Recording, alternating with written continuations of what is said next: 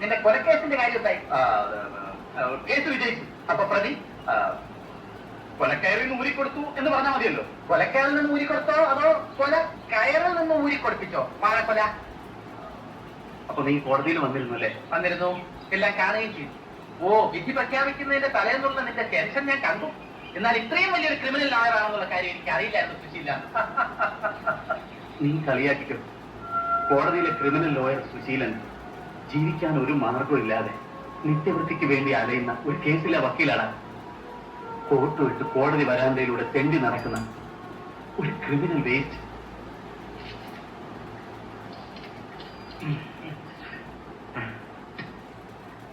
ഇരിക്കാൻ പറഞ്ഞില്ല. എന്താ കാര്യം? ഞാനൊരു പരാതി പറയാമെന്നതാണ്. എഴുതി കൊണ്ടുവന്നിട്ടുണ്ടോ? ഓ,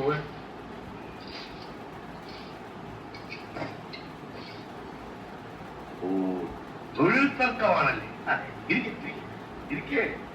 അവരെന്നെ കുടുംബത്തോടെ തട്ടിക്കളയുമെന്ന് ഭീഷണിപ്പെടുത്തിയിരിക്കുക. സാർ എനിക്ക് സംരക്ഷണം തന്നെ. ഏതായാലും താനിവിടെ ഇരിക്കേ. ഞാനൊന്ന് ASI കണ്ടിട്ട് വരാം. അപ്പൊ SI അല്ലേ? അല്ല, ഹെഡ് കോൺസ്റ്റബിൾ. പക്ഷെ ASI ആവും 6 മാസത്തിനകം. തലവണി. അയ്യേ,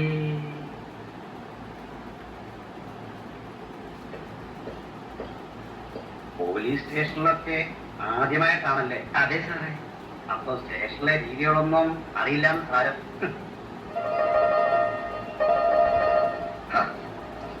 ഞാൻ ASIയോട് കാര്യങ്ങളൊക്കെ വിശദമായിട്ട് പറഞ്ഞിട്ടുണ്ട്. തൊഴിൽ തർക്കമായതുകൊണ്ട് ഒരു 500 രൂപ അദ്ദേഹത്തിന് കൊടുത്തേക്കണം. അതാണ് അതിന്റെ ഒരു രീതി അല്ലേ?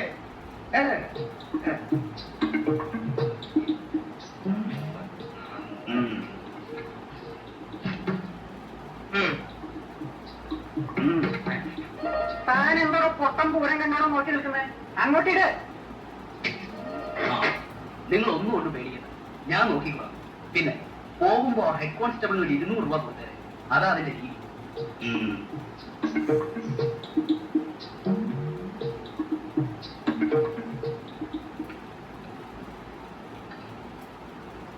ഓ, 25 വർഷത്തെ സർവീസിനിടയ്ക്ക് ഇന്ന് വരെ കൈക്കൂലി ഞാൻ കൈകൊണ്ട് മേടിച്ചിട്ടുള്ളൂ. അതുകൊണ്ട് ഇങ്ങോട്ടിടും. ഇനി കോൺസ്റ്റബിളന്മാർക്കൊക്കെ ഒരു 50 രൂപ വീതം കൊടുത്തേ. അതാ ഇവിടുത്തെ ഒരു രീതി. ഇനി വേറെ എന്തെങ്കിലും രീതികൾ വല്ലതുണ്ടോ? താൻ ധൈര്യമായിട്ട് ചെല്ലേ. കാര്യങ്ങളൊക്കെ ഞങ്ങൾ ഏറ്റു. പിന്നെ യൂണിയൻകാരെ പിണക്കിയിട്ട് കമ്പനി മുന്നോട്ട് കൊണ്ടുപോകാമെന്നുള്ള ധാരണയൊന്നും വേണ്ട. ആ കാര്യം പ്രത്യേകം ഒന്ന് ഓർമ്മിക്കണം.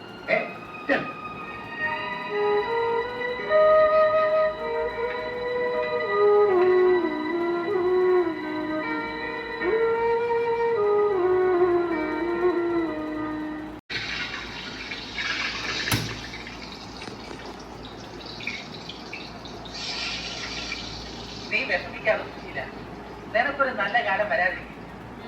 നീ ആഗ്രഹിക്കുന്ന പോലെ വളരെ ഫേമസ് ആയിട്ടുള്ള ഒരു ക്രിമിനൽ ലോയറായിട്ട് നീ മാറും. എന്റെ കണക്കൂട്ടില് ശരിയാണ്. അധികം താമസിയാതെ തന്നെ വളരെ പ്രമാദമായിട്ടുള്ള ഒരു കേസ് നിന്നെ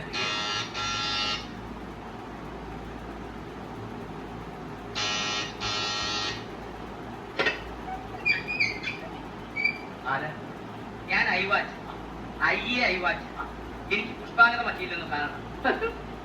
ഇയാളെന്താ പൊട്ടന? തന്റെ വായിൽ നാക്കൊന്നുമില്ല. രാത്രി വന്ന് കഥകിൽ പറ്റിയിട്ട് നടക്കാത്ത കാര്യങ്ങൾ ആവശ്യപ്പെടുന്നു.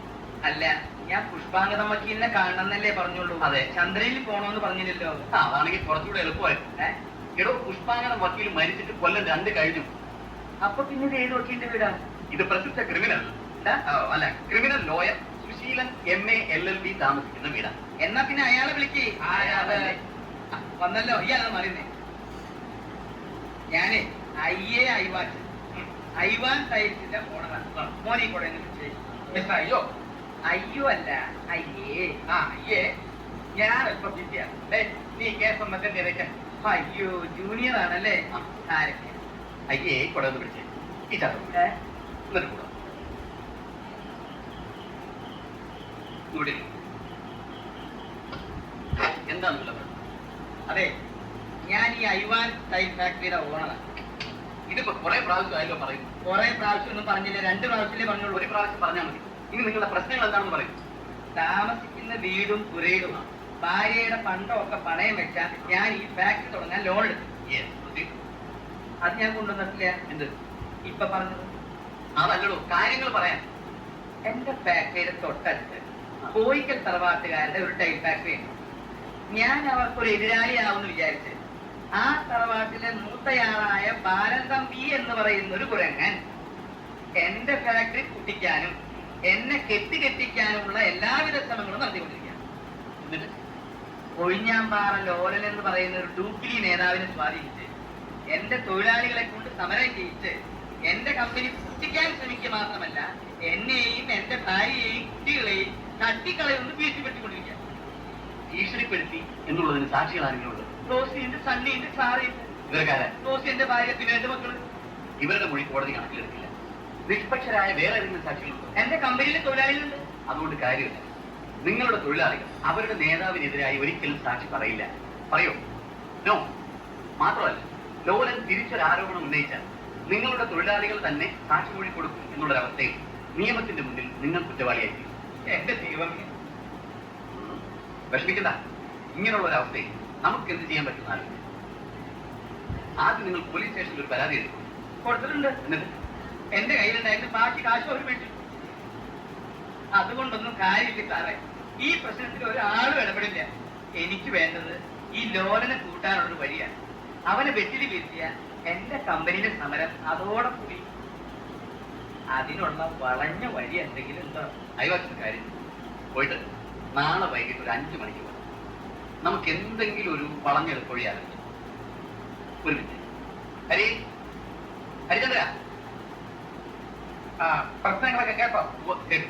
നീ പോയിട്ട് ഒരു 2 കാപ്പി എടുത്തു. അത് ശരി. അപ്പൊ അങ്ങനെയാണല്ലേ? എന്താ? ഒന്നുമില്ല, മോനത് അടുക്കളയെ കൊണ്ട് വെച്ച്